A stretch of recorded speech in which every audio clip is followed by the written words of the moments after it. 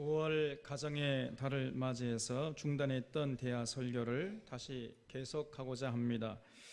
창세기 12장에서 하나님이 이제 아브라함을 불러서 너는 너의 본토 친척 아비 집을 떠나서 내가 장차 내게 지시할 땅으로 가라 이렇게 명령을 했잖아요.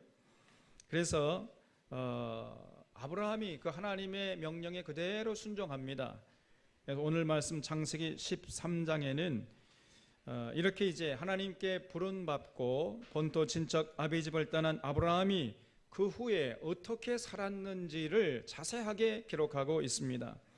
오늘 말씀 창세기 13장부터 15장의 말씀을 보면은 아브라함을 도대체 어찌하여 믿음의 조상이라고 하는지 그 이유를 잘 알 수 있습니다. 왜 하나님이 그토록 아브라함을 대단하게 생각하시는지 그 이유도 우리가 아주 명확하게 알 수 있어요. 아브라함은 믿음의 조상이라고 할 만큼 모범적인 삶을 살았던 것이죠. 그런 아름다운 삶을 우리에게 오늘 이 창세기 13장 이하에서 잘 보여주고 있습니다. 아브라함이 그 나이 75세에 하나님의 인도하심을 믿고 본토 친척 아비 집을 떠났지만은 그러나 그의 삶의 여정은 순탄치 않았습니다. 아주 우여곡절이 많았어요. 아브라함이 살던 땅에 기근이 들어가지고 그 땅에서 도저히 살 수 없어가지고 애굽으로 내려가지 않으면 안 되기도 했습니다. 애굽에 내려가서 거의 죽을 뻔하기도 하고 또 자기 아내 사레를 애굽 왕 바로에게 뺏길 뻔도 했어요. 이런 우여곡절 끝에 애굽에서 다시 가나안 땅으로 올라와서 그들이 도착한 곳이 베델이었습니다. 벳엘이라는 곳이었는데 원래 이 베델은 루스라는 땅이에요. 그건 아주 척박한 땅입니다. 나중에 이제 야곱이 하나님을 만나 뵙고 그곳을 베델이라 했죠. 그래서 원래는 이 루스라는 땅인데 굉장히 사람이 살기 어려운 그 척박한 땅이었어요. 그때 아브라함에게는 이미 가축과 은금이 풍부했다. 오늘 창세기 13장 2절에서 이렇게 말씀하고 있습니다. 그래서 이제 일가를 이룰 정도로 어느 정도 이렇게 그 기업이 형성되었던 것을 알 수 있습니다. 오늘 말씀 6절 말씀 보면은 그 땅이 그들이 동거하기에 넉넉지 못하였으니 이는 그들의 소유가 많아서 동거할 수 없었음이니라 그랬습니다. 아브라함과 같이 동행했던 아브라함의 조카 롯이라는 사람이 있었는데 아브라함도 가축이 많았고 또 롯도 가축이 많아지니까 도저히 이제 함께 동거할 수가 없었습니다. 그냥 자기들의 양들 가축들을 먹이느라고 아브라함의 목자들과 롯의 목자들이 틈만 나면 싸우는 거예요. 그냥. 서로 풀과 물을 더 차지하겠다고 하면서 다투니까 이 도대체가 같이 동거할 수가 없었던 것입니다. 그래서 보다 못한 아브라함이 롯에게 제안을 했어요. 8절 말씀을 보면은 아브라함이 롯에게 이르되 우리는 한 친족이라 나나 너나 내 목자나 내 목자나 서로 다투게 하지 말자. 내 앞에 온 땅이 있지 아니하냐. 나를 떠나가라. 내가 좋아하면 나는 우하고 내가 우하면 나는 좋아하리라 그랬어요. 같은 한 친족인데 서로 싸우면 되겠습니까? 그저 그냥 날만 새면 서로 싸우는 거예요. 그냥 하나님 앞에 이게 좋지 못하니까 이럴 바에 우리가 이제 갈라서자는 거예요. 네가 좋아하면 나는 우하고 네가 우하면 나는 좋아하리라. 그 조카 롯에게 우선권을 양보했습니다. 아브라함이. 이거는 정말 대단한 것이었어요. 여기 10절 말씀을 보면 이에 롯이 눈을 들어 요단 지역을 바라본즉 소알까지 온 땅의 물이 넉넉하니 여호와께서 소돔과 고모라를 멸하시기 전이었으므로 여호와의 동산 같고 애굽 땅과 같았더라 그랬어요. 이 요단 지역이라고 하면은 소돔과 고모라 성이 있던 지역이었습니다. 그것을 바라보니까 마치 여호와의 동산 같았다 그랬어요. 또 애굽 땅과 같았다 그랬습니다. 그 여호와의 동산, 그 에덴 동산 같았다는 거예요. 얼마나 아름다웠으면 이렇게 표현했겠습니까? 또 애굽 땅이라는 것은 거기는 나일강이 있기 때문에 항상 땅이 가뭄을 몰라요. 항상 기름집니다. 농사를 지면 항상 30배, 60배, 100배의 결실을 맺는 이렇게 아주 옥토였어요. 그러니까 얼마나 기름진 땅이었으면 이렇게 표현했겠어요. 지금 한쪽은 루스 땅이에요. 루스, 베델이에요. 거기는 사람이 살 수 없는 아주 광야입니다. 거기는 풀도 없고 물도 없어요. 그런데 요단 동편을 쳐다보니까 거기는요, 풀도 많고 물도 많아요. 아주 땅이 기름져요.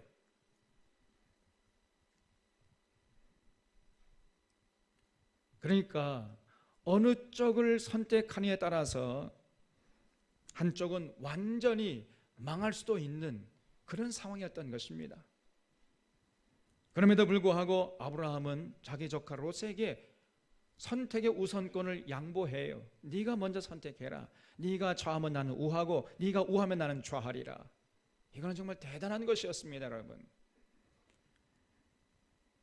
이게 쉽게 할 수 있는 말이 아니잖아요. 내가 이 루스 땅을 선택하면은 잘못하면 망할 수 있는데 여러분 같으면 그렇게 할 수 있겠습니까? 우리가 여기서 알 수 있는 게 뭐지요? 적어도 아브라함은 물질에 휘둘리는 인생이 아니었다는 사실이에요. 아브라함의 삶의 초점과 관심은 얼마나 잘 먹고 잘 사느냐, 여기에 모여지지 않았어요. 어떻게 하면 하나님의 뜻을 받들고 어떻게 하면 하나님께서 내게 주신 사명을 감당할 것인가, 이것이 아브라함의 삶의 관심과 초점이었습니다. 우리가 이걸 분명히 알 수 있어요. 오늘 우리도 이런 아브라함의 삶을 본받을 수 있어야 합니다. 예수 그리스도를 믿는 사람은요, 적어도 이제 이런 정도의 삶의 자세는 갖춰야 하는 것입니다. 이런 모습을 우리가 하나님 앞에 보여드릴 수 있어야 돼요. 특히 가정의 달을 맞이해서 우리 가정을 좀 돌아봐야 돼요. 우리 가정이 과연 돈을 중심으로 뭉친 가정이냐, 아니면 서로 사랑과 존경으로 뭉친 가정이냐, 우리가 돌아봐야 됩니다. 돈에 휘둘리는 인생이란 참 비참한 인생이에요. 아주 천박한 인생인 것입니다. 물론 자본주의 사회에서 돈의 중요성을 강조해서는 안 되지요. 그렇다고 돈이 전부는 아닌 것입니다. 절대로 돈을 따라가서는 안 돼요. 오히려 우리는 하나님의 뜻을 따라가야지. 그러면 돈이 따라옵니다, 여러분. 절대로 우리 돈을 따라가서는 안 돼요. 하루를 살더라도 돈 때문에 사는 것이 아니라 뜻을 정하고 그 뜻을 이루기 위해 살아야지. 그것이 인간이지, 그것이 하나님의 그 은혜로 구원받은 성도의 모습이지, 돈을 따라가서는 안 되는 것입니다. 같은 일을 하더라도 돈 때문에 일하는 사람과 뜻을 이루기 위해 일하는 사람은요, 하늘과 땅만큼 차이가 나는 것입니다. 똑같은 일을 한다 할지라도 이렇게 차이가 나는 법이에요. 돈 때문에 일하는 사람은요, 돈의 목적이 있기 때문에 돈만 많이 벌 수 있다면요, 수단방법 가리지 않아요. 그저 양심도 팔아먹고 우정도 팔아먹고 신앙도 팔아먹고 그저 돈만 많이 벌 수 있다면요, 밀수도 서슴지 않고 그저 외국산을 국산으로 둔갑시켜가지고 팔아먹어요. 그러나 뜻을 이루기 위해서 일하는 사람은 절대로 그렇게 하지 않습니다. 아니, 절대로 그렇게 할래야 할 수가 없어요. 도저히 그렇게 할 수가 없는 것입니다. 비록 돈을 많이 벌지 못한다 할지라도 양심껏 정직하게 일하는 거예요. 일하는 긍지와 자부심을 갖고 살아가는 것입니다. 돈 때문에 그저 가정생활 소홀히 하지 않습니다. 부부끼리 대화 소홀히 하지 않아요. 서로 존경하고 사랑하는 모습을 결단코 잃지 않으려고 서로 애쓰는 것입니다. 그런 선에서 돈을 추구하는 거예요. 그런 것을 희생하면서까지 돈을 추구하지 않습니다. 나아가서 하나님의 뜻을 추구하는 선에서 돈을 추구하는 거예요. 그래서 우리 믿는 사람들은 세상에 나가서 또 해야 할 직업이 있고 해서는 안 될 직업이 있는 거예요. 함부로 무분별하게 돈을 많이 번다 해가지고 아무리 돈을 많이 번다 할지라도 해서는 안 되는 직업이 있는 것입니다. 그래서 직업에 귀천이 있느냐 묻는데 직업에 귀천이 있습니다. 귀한 직업이 있는가 하면 천한 직업이 있어요, 여러분. 그저 하나님의 영광을 드러내고 하나님의 뜻을 이루어드리고 세상을 건강케 하고 풍요롭게 하고 세상 사람들 유익하게 하는 이런 일을, 그것은 우리 믿는 사람들이 앞장서서 해야지요. 그런 굉장히 귀한 직업입니다. 그러나 주변 사람들 자기 돈을 많이 번다고 해가지고 주변 사람들 건강을 무너뜨리고 사회에 를 불안케 하고 수많은 사람들의 마음에 상처를 입히고 이런 일에 종사하는 사람, 이거는요 아무리 돈을 많이 번다 할지라도 그거는 천한 직업이에요. 우리 사랑하는 찬원의 성도님들은 결단코 하나님의 뜻을 따라 사는 이런 인생이 될지언정 돈을 따라 살아가는 인생이 되지 않기를 주님의 이름으로 축원합니다. 절대로 아브라함은요 그런 인생이 아니었어요. 아브라함은요 항상 하나님의 뜻을 먼저 우선했고, 그리고 참 하나님의 뜻을 위해서 모든 것을 희생할 줄 아는 이런 사람이었던 것입니다. 그렇기 때문에 아브라함은 네가 좌하면 나는 우하고 네가 우하면 나는 좌하겠다, 이런 여유와 양보심을 발휘할 수가 있었던 거예요. 자, 그러면 우선권을 차지했던 롯은 어떠했겠습니까? 11절 말씀을 보면은 그러므로 롯이 요단 온 지역을 택하고 동으로 옮기니 그들이 서로 떠난지라 그랬어요. 우선권이 있었던 이 롯은요 물된 동산같이 보였던 소돔과 고모라를 택하고 그리로 들어가 버린 거예요. 조금 있으면 이제 그 성에 하나님께서 불벼락을 내릴 텐데 그 불벼락 맞을 곳으로 스스로 기어 들어가 버린 것입니다. 얼마나 어리석은 인생이에요. 왜 그랬습니까? 그 소돔과 고모라 성이 마치 여호와의 동산 같고 애굽 땅 같이 보였기 때문이라는 거예요. 다시 말씀드려서 롯은 그 물질의 화려함만을 보고 소돔과 고모라를 선택한 것입니다. 결국은 이 롯은요 그 소돔과 고모라 성에 들어가 가지고 그 타락한 문화 속에서 살다가 결국은 불벼락을 맞고 말았어요.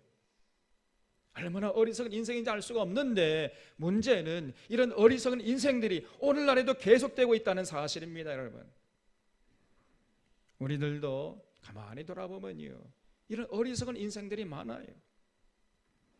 세상 물질의 화려함을 따라가면은 결국은 롯과 같은 인생은 되고 마는데, 그럼에도 불구하고 불나방처럼 죽을 줄도 모르고 그 불길 속으로 뛰어드는 사람들이 얼마나 많은지 알 수가 없는 것입니다. 우리 찬원의 성도들은 롯의 어리석음을 절대로 반복하지 말고 물질에 휘둘리는 이런 인생들이 한 사람도 없기를 주님의 이름으로 축원합니다. 아브라함처럼 하나님의 뜻을 우선하는 이런 삶의 자세를 이 땅에 산 날 동안까지 결단코 잃어서는 안 돼요. 이런 삶의 기본 자세가 우리 모든 믿는 사람들이 갖춰야 할 기본 자세인 거예요. 14절을 보겠습니다. 롯이 아브라함을 떠난 후에 여호와께서 아브라함에게 이르시되 너는 눈을 들어 너 있는 곳에서 북쪽과 남쪽 그리고 동쪽과 서쪽을 바라보아라. 보이는 땅을 내가 너와 네 자손에게 주리니 영원히 이르리라 그랬어요. 이 구절을 가지고 소위 바라봄의 원리라 이러면서요 아브라함처럼 눈을 크게 뜨고 바라보고 달려가면은 반드시 이루어진다, 이렇게 설교하는 사람들이 있습니다. 자기 소원을 입을 크게 열고 하나님께 부르짖어 기도하면 하나님께서 이루어진다고 외쳐요. 오늘 한국 교회 강단에 이런 류의 설교가 난무하고 있습니다. 정말 통탄스러운 노릇이에요. 이런 설교는 자기 암시와 자기 최면에 빠지게 하는 것 이상도 그 이하도 아니에요. 예수 믿으면은 오히려 자기 욕심과 자기 소원을 내려놓아야 하는데 이런 설교를 들으면 들을수록 오히려 자기 소원과 자기 욕심을 꼭 붙잡게 만들어요. 정반대 현상이 일어나는 것입니다.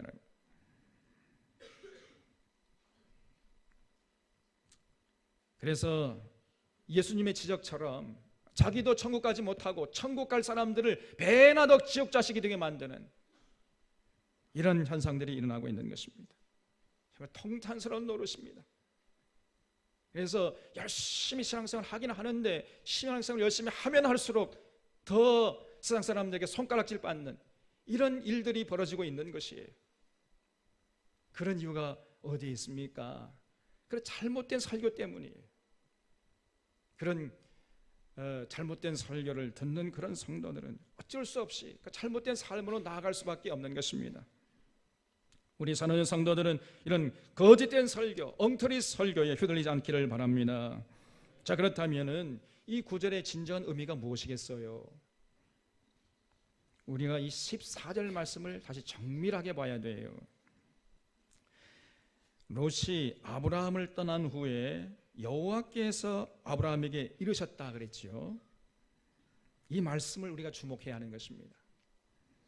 아브라함이라고 여러분 당장 눈앞에 펼쳐진 그 화려한 소돔과 고모라 성의 그 문화, 그 아주 기름진 땅이 탐나지 않았겠어요? 탐났지요. 그러나 아브라함은 그런 물질에 대한 욕심을 다 내려놓은 것이에요. 그리고 그냥 척박한 그 가나안 땅, 그 루스 땅이 그냥 남았어요. 그러니까 이런 아브라함의 모습을 보실 때 하나님이 얼마나 기뻐했겠습니까? 하나님이 감동을 받으신 거예요. 야, 저 아브라함 역시 내가 택한 아브라함이야. 저렇게 살아야 되는 거 아니야. 하나님이 감동을 받고 아브라함을 찾아오신 것입니다, 여러분. 그리고 아브라함이 밟은 땅을 다 주시겠다고 약속한 것일 뿐이에요. 그 전에 먼저 아브라함의 감동적인 삶이 있었던 것입니다. 그런데 한국교회 강단에서는 그런 감동적인 삶은 전혀 강조하지 않고 그저 무조건 바라보고 열심히 달려가면 하나님께서 이루어주신다, 이렇게 설교해버립니다. 결국은 기복신앙에 빠지게 만들어버려요. 우리가 이런 잘못을 범해서는 안 돼요. 우리가 믿는 하나님은 아브라함의 하나님이십니다. 여러분 믿습니까? 우리가 믿는 하나님은 아브라함의 하나님이에요. 무슨 말이에요?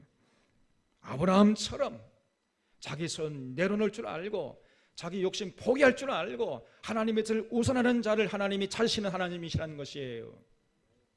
그렇기 때문에 우리들도 아브라함처럼 우리의 소원을 내려놓고 하나님의 뜻을 찾아서 받드는 삶을 살려고 해야 돼요. 이것이 성도의 기본적인 삶의 자세인 것입니다. 우리가 믿는 여호와 하나님은 그런 자들을 기뻐하시고 그런 자들과 함께 하시고 그런 자들에게 복을 내려주시는 하나님이세요.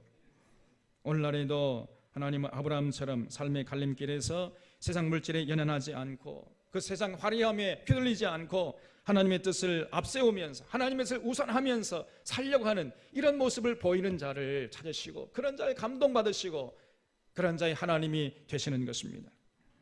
돌아보면은요, 많은 사람들이 평소에는 그렇게 산다고 그래요. 근데 결정적일 때 그렇게 살지 않아요.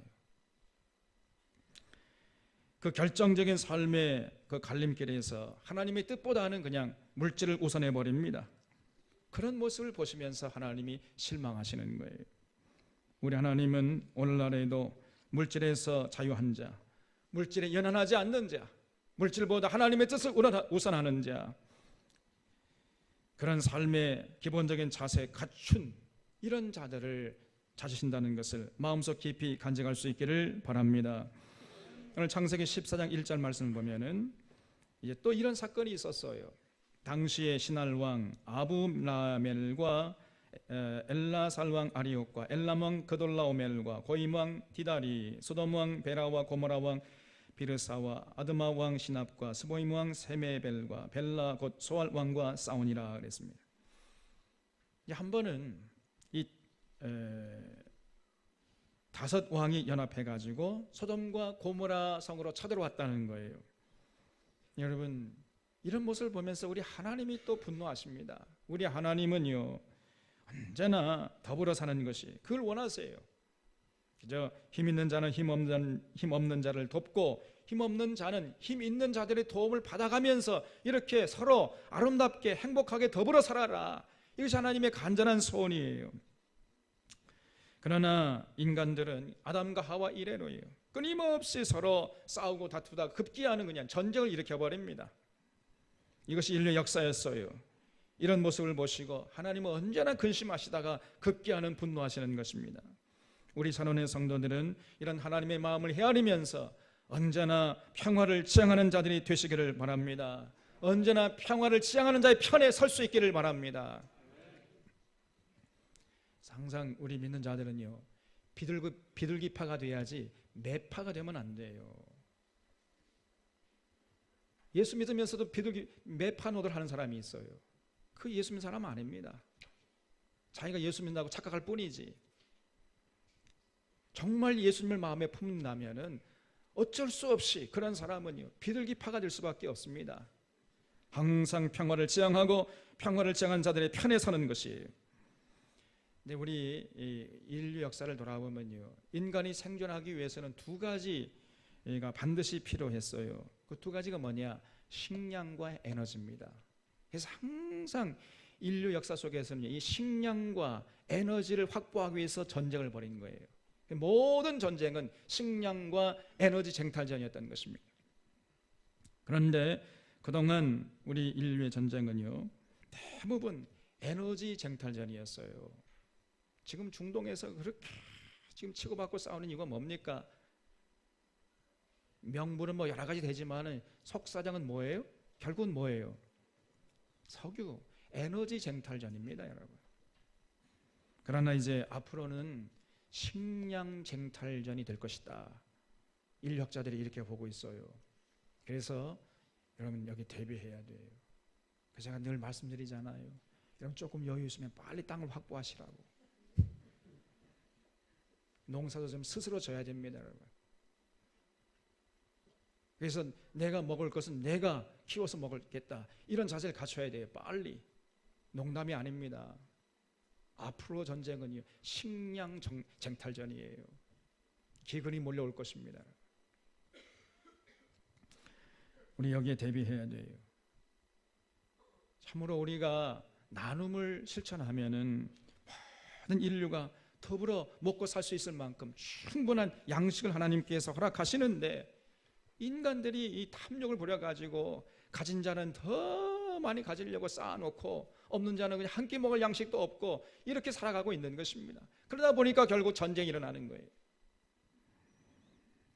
결국 이제 벌써 아브라함 때에 전쟁이 일어났다는 것이에요. 4절을 보면은 이들이 12년 동안 그돌라 오멜을 섬기다가 제 13년에 배반한지라 그랬어요.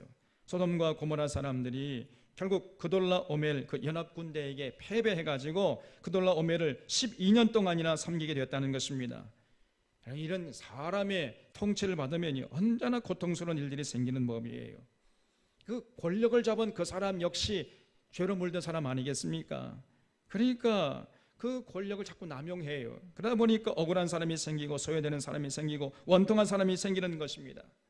그렇기 때문에 우리는 하나님의 통치를 받기를 원하는 것이지 사람의 통치를 받기를 원하는 게 아니에요. 우리가 참 하나님의 직접 통치를 받는 세상, 그를 천국이라고 하는 거예요. 천국은 하나님이 직접 자기 백성들을 통치하는 나라입니다. 그래서 이 땅에서 우리가 하나님 나라를 맛볼 수 있어요. 하나님의 통치를 직접 받으면 그 가정 천국이 되는 것이에요. 직장에서 하나님의 직접 통치를 받고 살게 되면 그 직장이 직장 천국이 되어버려요. 그래서 우리는 하나님과 우리 사이에 어떤 죄로 물든 사람들이, 그 한계가 분명한 그 사람들이 권력을 잡고 우리를 통치하길 원치 않습니다. 그런 권력자가 딱 들어서 가지고 우리를 통치하게 되면 반드시 억울한 사람이 생기고 소외된 사람, 원통한 사람이 생긴다니까요. 그러나 하나님이 직접 통치하시는 그 나라에는 절대로 차별받는 사람이 없습니다. 소외된 사람도 없고 억울한 사람도 없어요. 모두가 평화롭게 더불어 살아가는 세상이 돼요. 그렇기 때문에 우리가 천국을 소망하는 것이고 반드시 우리는 천국을 가야 하는 이유가 여기에 있는 것입니다. 이사야 선지자가 장차 보내실 메시아가 통치하시는 세상이 어떤 세상이 될 것인지 이사야서에서 이렇게 외쳤어요. 그가 여호와를 경외함으로 즐거움을 삼을 것이며 그의 눈에 보이는 대로 심판하지 아니하며 그의 귀에 들리는 대로 판단치 아니하며 공의로 가난한 자를 심판하며 정직으로 세상에 겸손한 자를 판단할 것이며 그 입에 막대기로 세상을 치며 그 입술의 기운으로 악인을 죽일 것이며 공의로 그의 허리띠를 삼으며 성실로 그의 몸의 띠를 삼으리라 그랬습니다. 그 하나님이 보내시는 진정한 통치자, 그 메시아가 통치하는 그런 나라에서는요, 절대로 억울한 자, 소외된 자, 원통한 자가 생기지 않는다는 것입니다. 왜냐하면은 그 메시아는요, 절대 눈에 보이는 대로 심판하지 않아요. 또 귀에 들리는 대로 심판하지 않습니다. 반드시 공의로 심판을 하고 성실로 몸의 띠를 삼으면서 그렇게 심판하니까 절대 그 나라에서는 억울한 사람이 생기지 않는다는 것이에요. 그래서 내 거룩한 산 모든 곳에서 해됨도 없고 상함도 없을 것이니 이는 물이 바다 덮음같이 여호와를 아는 지식이 세상에 충만할 것임이니라 그랬습니다. 여러분도 이런 나라에서 살고 싶지 않습니까? 많은 사람들이 더불어서 평화롭게 행복하게 살아가는 완전한 사랑과 평화의 나라, 그 나라에서는 그 어느 누구도 해치지 않고 힘이 있다고 군림하지 않고 힘없다고 무시당하지 않고 서로 돕고 의지하면서 서로 격려하고 이렇게 아름답게 살아가는 나라, 그런 나라에서 살고 싶지 않아요? 그런 나라에 살고 싶지 않은 것 같아요. 보니까 그냥 이런 나라에서 대충 살고 싶다. 그렇습니까? 그럴 리가 없지요. 그 완벽한 사랑과 평화의 나라, 하나님의 공의와 정의가 강물처럼 흐르는 나라, 그런 나라에서 살고 싶지 않습니까? 그런 나라에서 살고 싶은 사람은요, 반드시 예수님을 믿어야 돼요. 왜냐? 그 이사야가 예언한 그 메시아가 바로 이 땅에 오신 예수님이셨기 때문입니다. 그래서 예수님의 통치를 받는 그런 나라, 예수님의 통치를 받는 그런 사람은요, 바로 그런 천국을 맛보게 되는 것이에요. 그래서 예수님이 통치하시는 그 나라, 다시 말해 예수님의 통치를 받는 그 교회는요, 반드시 아름다운 완벽한 사랑과 평화의 공동체의 모습을 세상 앞에 보일 수 있어야 해요.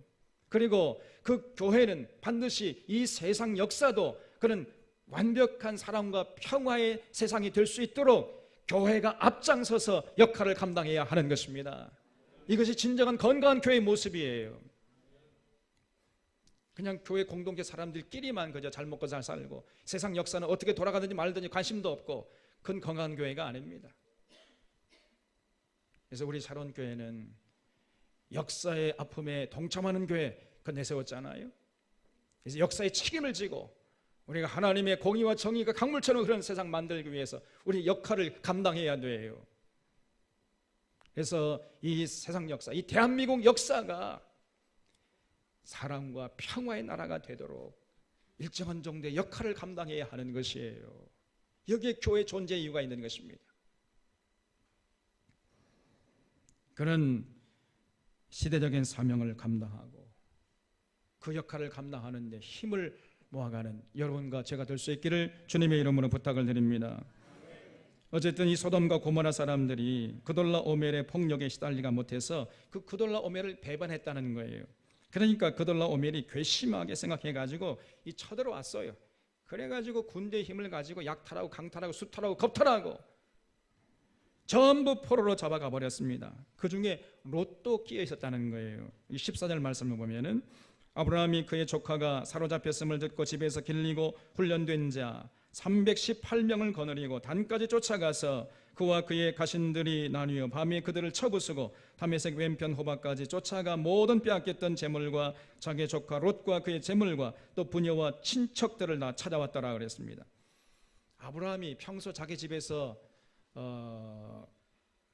길리고 훈련시켰던 318명을 데리고 가가지고 다시금 그돌라 오멜의 손에서 모든 빼앗겼던 사람들 다 해방시키고 다시 돌아오게 하고 탈취민들을 다시 빼앗아 왔다는 거지요. 여러분, 이렇게 아브라함이 평소에 자기 집에서 길렀던 318명이 있었기 때문에 하나님의 뜻을 이룰 수 있었던 것입니다. 꼭 기억하시기 바랍니다. 우리 하나님은요, 훈련되고 준비된 사람을 쓰시는 것입니다. 절대로 아무나 쓰지 않아요. 오늘도 하나님은 준비된 자들을 찾고 계십니다. 평소의 삶에서 영육 간의 건강함과 세상을 보는 그런 건강한 통찰력을 준비하는 그런 사람을 통해서 이 시대의 그 문제들을 해결해 가시는 분이 우리가 믿는 하나님이세요. 아무나 들어서지 않습니다. 그런 자들을 하나님의 때에 반드시 들어서 사용하시는 거예요. 그래서 우리가 여기 주목해야 할 것이 있는데 14절 말씀 보면은 단까지 쫓아가서라는 구절이 나오는데, 이 단까지 쫓아가서라는 구절은요, 시대착오적 기록이에요. 이걸 영어로 아나크로니즘이라고 합니다. 아나크로니즘.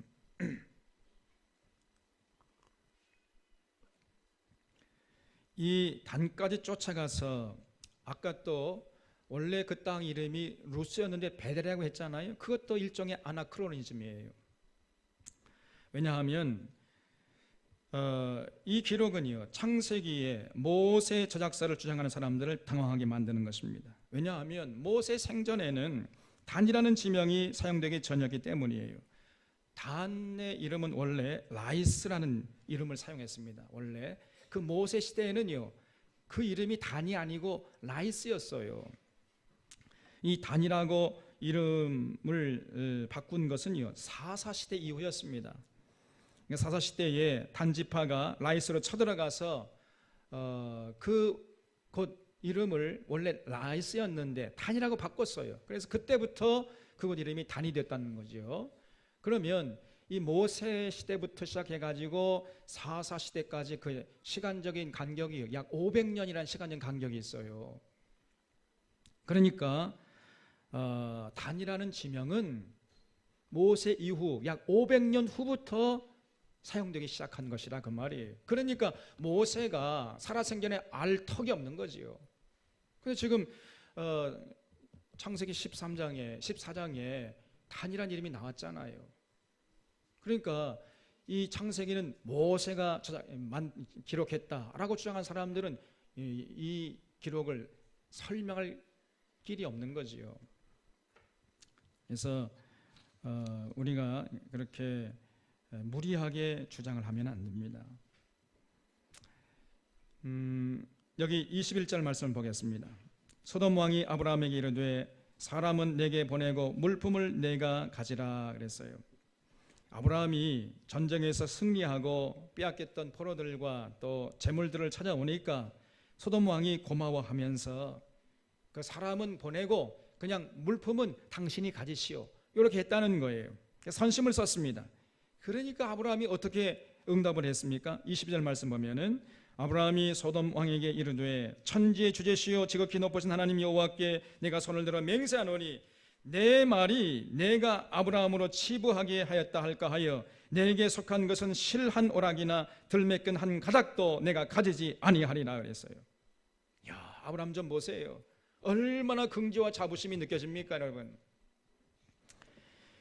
소돔 왕이 아브라함을 치북했다, 이런 소리가 듣기 싫다고 해가지고요, 아브라함은 소돔 왕의 물질 단 하나도, 실 한 오라기도 취하지 않았다는 겁니다. 다 돌려줬다는 거예요. 나는 오직 하나님이 주시는 그 복으로만 살겠다, 이런 거룩한 결단과 의지가 아브라함의 마음속에 살아있었던 것입니다. 그래서 뭐 소돔 왕이 선심 쓰는 그 탈취물들 나 다 하나도 가지지 않겠어, 오늘날로 하면요 A4 용지 한 장 다 가지 않고 다 돌려보냈다는 것이에요. 우리 사랑교회 그랬잖아요. 다 놓고 갔잖아요. 이 아브라함이었습니다, 여러분. 그리고 사랑교회 성도님들 같아요. 제가 보니까 아브라함은요 얼마나 멋진지 알 수 없습니다. 오직 하나님 주시는 복으로 살기로 맹세한 사람이 정말, 그리고 산날 동안까지 하나님만 신뢰하고 그리고 하나님 주시는 복으로만 만족하면서 살았던 것이, 언제나 아브라함은 하늘만 쳐다봤어요. 사람 쳐다보지 않았습니다. 믿음의 조상답잖아요. 그렇기 때문에 믿음의 조상 아브라함이에요. 이런 긍지와 자부심이 좀 우리에게도 있어야 합니다. 뭐 돈 몇 푼에 양심 팔아먹고 그저 우정 팔아먹고 권력에 주고 노릇이나 하는 이런 사람들은 절대로 하나님의 사람이라고 할 수가 없는 것이에요. 우리 사랑하는 성도들, 너 아브라함처럼 참 하나님보다는 세상을 더 의지하려고 하는 이런 유혹에 빠질 때마다 믿음의 조상 아브라함을 기억할 수 있기를 바랍니다. 하나님 의지하고 하나님 주신 복으로만 만족하겠다. 그 어떤 그 세상 것에 내가 휘둘리지 않겠다. 이런 결단과 의지를 하나님 앞에서 불태울 수 있기를 주님의 이름으로 축원합니다. 이게 아브라함이었어요. 또 창세기 15장 1절을 보겠습니다. 이후에 여호와의 말씀이 환상 중에 아브라함에게 임하여 이르시되 아브라함아 두려워하지 말아라. 나는 내 방패여 너의 지극히 큰 상급이니라 그랬어요. 어느 날 하나님이 아브라함을 다시 찾아오셨어요. 그러면서 하시는 말씀이 아브라함아 나는 너의 방패요 지극히 큰 상급이 되어주겠다 이렇게 말씀했습니다. 참 대단하지 않습니까? 하나님께서 우리의 방패가 되시고 하나님께서 우리의 상급이 되신다면 우리가 얼마나 신나겠어요, 여러분. 대단한 복을 약속하신 거예요. 왜 그렇겠습니까? 아브라함이 그 소돔왕의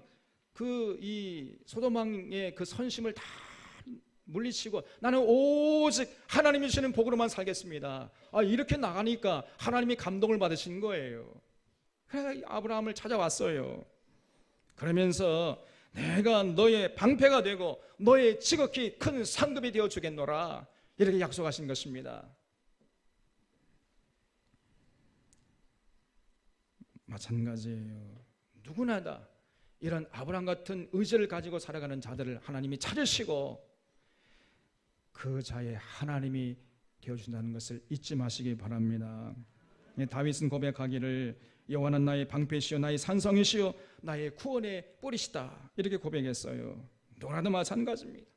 아브라함처럼 다윗처럼 그렇게 오직 하나님만 신뢰하고 하나님만 의지하고 하나님 주시는 복으로만 살겠다 이런 자들을 주목하시고 그런 자들의 방패가 되어주시고 지극히 큰 상급이 되어주시는 거예요.